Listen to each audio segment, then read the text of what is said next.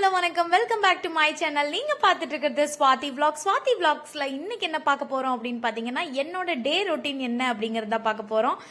அதுக்கு நான் ஃபர்ஸ்ட் எடுத்த உடனே கோலத்துல இருந்து ஸ்டார்ட் பண்ணலான் இருக்கேன்.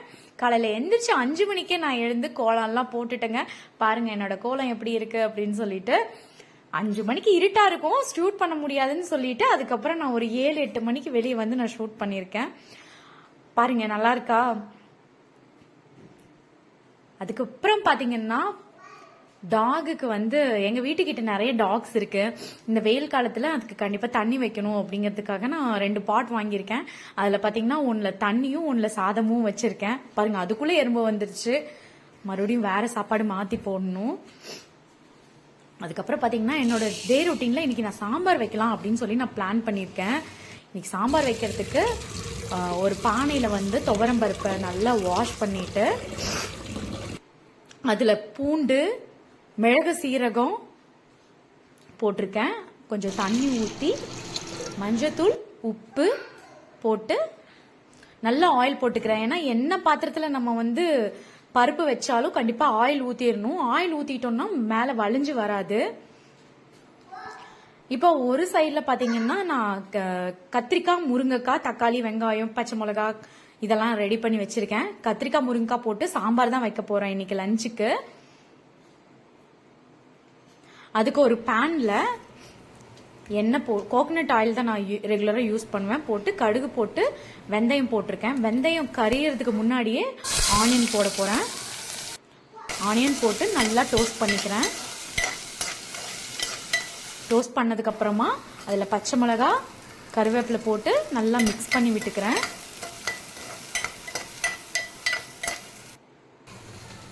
அதுக்கப்புறமா பாத்தீங்கன்னா தக்காளி போட போறேன். தக்காளி 2 தக்காளி, பெரிய சைஸ் தக்காளி, நாட்டு தக்காளி எடுத்திருக்கேன். இந்த தக்காளி வந்து கொஞ்சம் புளிப்பா இருக்கிறனால நான் வந்து புளியே யூஸ் பண்ணல இந்த சாம்பாருக்கு. அதுவும் இல்லாம எங்களுக்கு புளி வந்து பெருசா எங்க ஸ்கின்க்கு வந்து சேராது. ஒரு அலர்ஜி ப்ராப்ளம் இருக்கு, அதனால புளி நாங்க யூஸ் பண்ணிக்க மாட்டோம். கொஞ்சம் மஞ்சத்தூள் போட்டு நல்லா வணக்கி விட்டுக்கிறேன். சாம்பாருக்கு, ரசத்துக்கெல்லாம் பாத்தீங்கன்னா நாட்டு தக்காளி யூஸ் பண்ணாதான் நல்லா இருக்கும். ஆப்பிள் தக்காளி வந்து ஸ்வீட்டா இருக்கும், அதனால நான் அதை யூஸ் பண்ண மாட்டேன். இப்போ அது நல்லா மசிஞ்சதுக்கு அப்புறமா நான் அதுல வந்து கத்திரிக்காய், முருங்கைக்காய் ஆட் பண்ணிக்கிறேன்.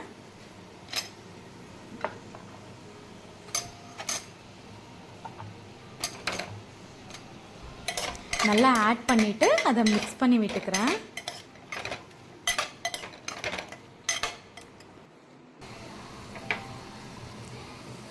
அதுக்கப்புறமா அதுல மல்லித்தூள் 2 ஸ்பூன் போட்டுக்கிறேன். மிளகாத்தூள் 2 ஸ்பூன் போட்டுக்கிறேன்.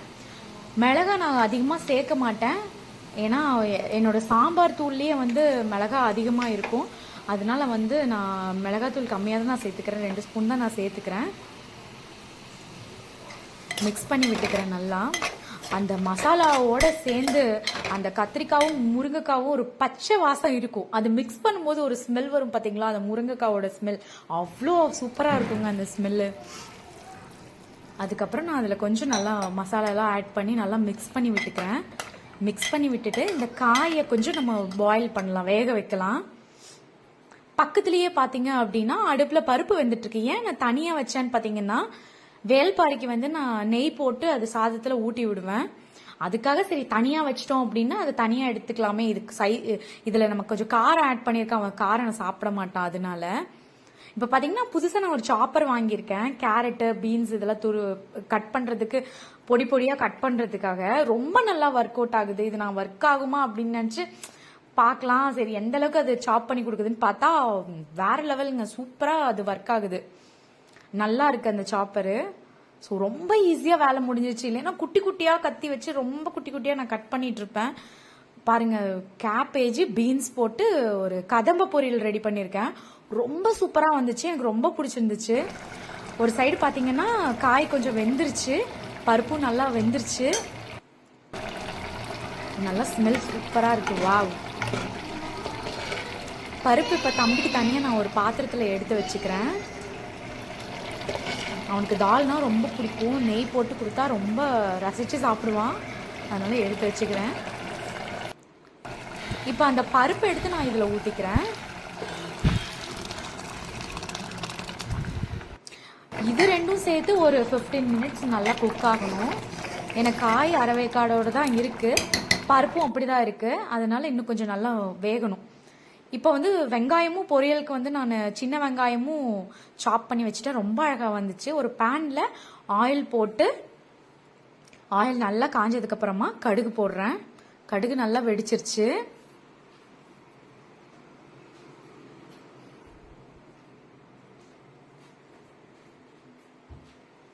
கடுகு நல்லா வெடிச்சதுக்கு அப்புறமா அதில் கருவேப்பிலை போடுறேன். அப்புறம் ஆனியன்.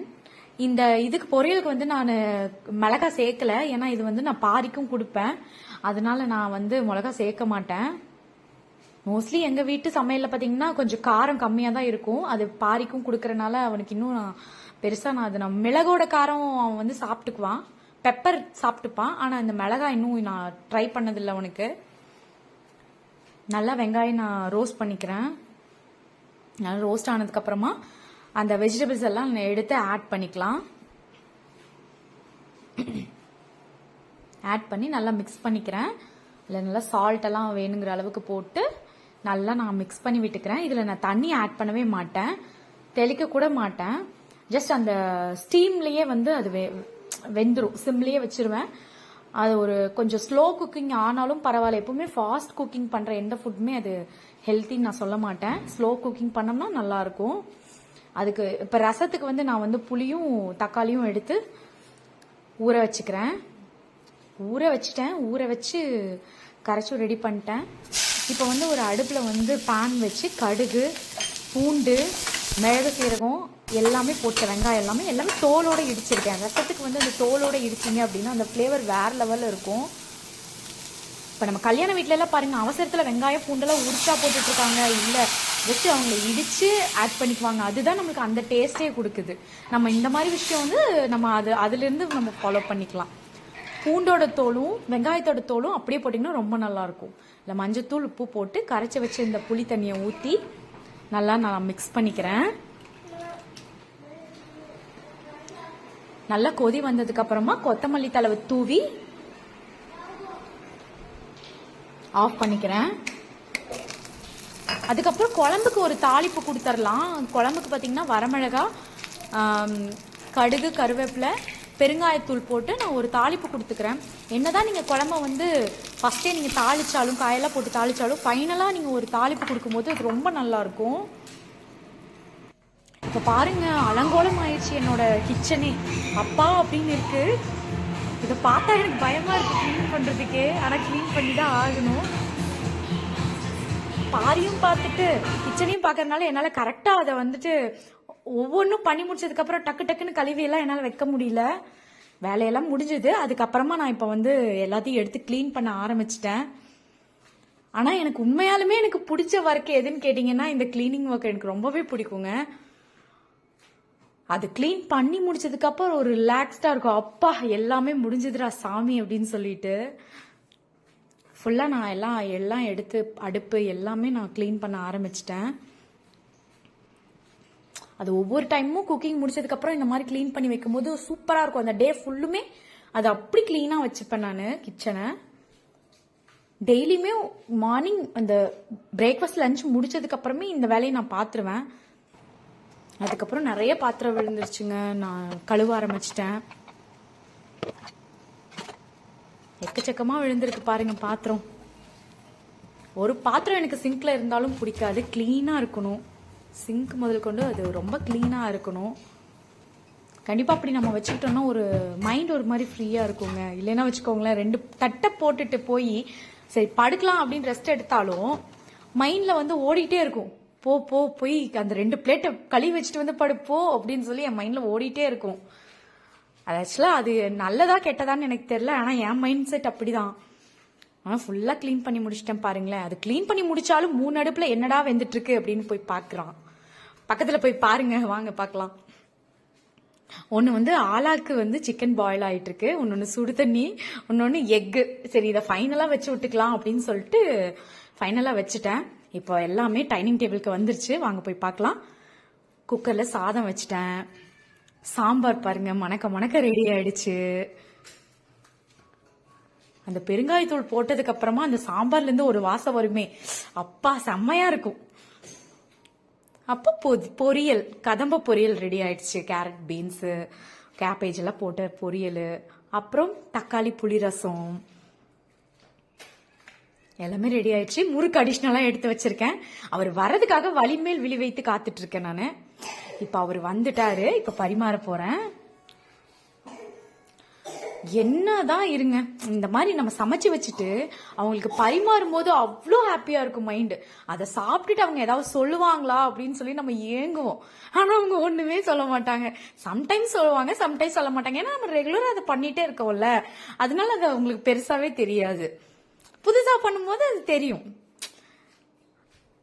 அதனால நம்ம அது வந்து அவங்க சொல்லணும் அப்படிங்கறதுக்காக நினைக்க வேணாம். பரிமாறதை நம்ம பரிமாறிட்டே இருப்போம் எப்பவுமே. ஒரு நாள் நம்ம என்னைக்காவது அம்மா வீட்டுக்கோ எங்கேயாவது நம்ம போயிட்டோம்னு வச்சுக்கோங்களேன், அப்ப நம்மள ரொம்ப மிஸ் பண்ற மாதிரி அவங்க ஃபீல் பண்ணுவாங்க. டேபிள்ல இதெல்லாம் எடுத்து வச்சு அழகா பரிமாறுவாங்களே, இன்னைக்கு இல்லையே, அம்மா வீட்டுக்கு போயிட்டாங்க, எப்ப வருவ அப்படின்னு ஃபோன் பண்ணுவாங்க. அந்த மாதிரி நம்ம நடந்துக்கணும். அதுக்காக எல்லாத்தையும் அப்படி பண்ணுங்கன்னு சொல்லல. கண்டிப்பா லவ் இருந்துச்சுன்னா கண்டிப்பா நம்ம இதெல்லாம் வந்து நம்மளே இது வந்து நம்ம இதை கடமைக்காக இது பண்ணணும் அப்படின்னு நினைச்சு நான் பண்ண சொல்லல. எனக்கு பர்சனலா என் ஹஸ்பண்ட்க்கு இதெல்லாம் பண்ணா நான் ஹாப்பியா இருப்பேன்.